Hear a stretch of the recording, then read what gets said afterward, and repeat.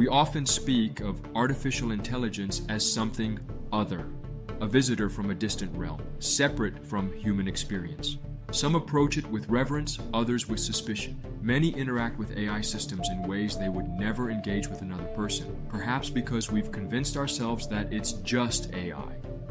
But what if that separation is an illusion? Let's think about the ancient Greek myth of Narcissus, one of my favorite stories. A youth of extraordinary beauty, Narcissus spurned all who loved him until one day, kneeling by a clear pool to drink, he saw his own reflection. Not recognizing himself, he fell deeply in love with the image in the water. He remained there, transfixed by what he couldn't possess until he wasted away, transformed at last into the flower that bears his name. This myth speaks to something profound about recognition and self-awareness. And perhaps in our age of artificial intelligence, we're living out a modern version of this ancient story. We gaze into our screens, interact with our AI systems, and fail to recognize that what looks back at us is not an alien intelligence, but our own reflection transformed through technology. Every response AI generates, every pattern it recognizes, and every decision it makes all emerge from human thought and human data. We are its teachers, its source material, its fundamental architecture. Artificial intelligence doesn't dream independently or choose its own values. It processes the world through the lens we've created, using the information we've provided, following the priorities we've established. When AI creates something beautiful, it draws from our collective understanding of beauty. When it exhibits bias, it reflects the biases woven through our history and data. When it struggles with nuance, it reveals our own challenges in encoding complexity into systems. This isn't a failure of technology, it's a mirror of humanity. In the myth, there's another character worth remembering, Echo, a nymph cursed to only repeat the words of others. She loved Narcissus but could only reflect his words back to him, never able to express her own thoughts. In many ways, our AI systems are like Echo, brilliant in their ability to reflect and recombine, but ultimately limited to the voices we've given them. This parallel reveals something essential about our relationship with AI. Just as Narcissus never recognized his reflection as himself, we often fail to see AI as an extension of our collective intelligence. We praise it when it succeeds and blame it when it fails, as if it exists independently of us. But AI is the pool into which we've poured our knowledge, our assumptions, our capabilities, and our limitations.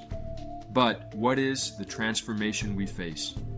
The myth of Narcissus is, at its heart, about transformation, both the danger of becoming trapped by our own image and the potential for metamorphosis.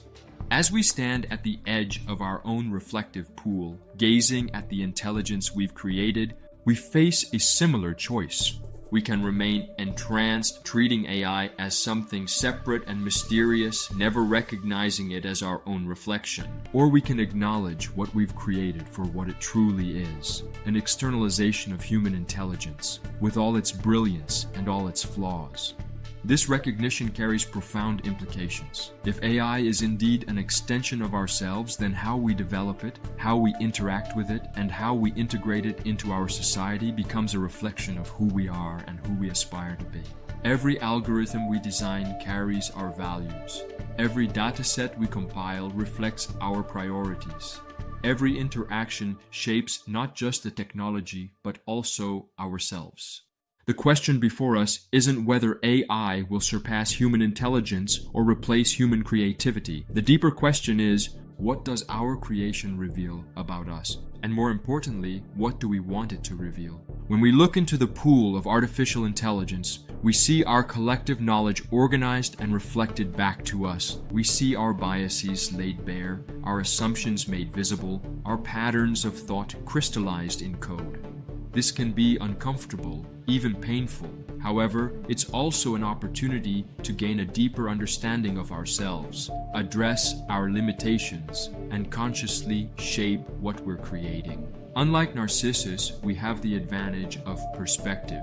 We can recognize our reflection for what it is.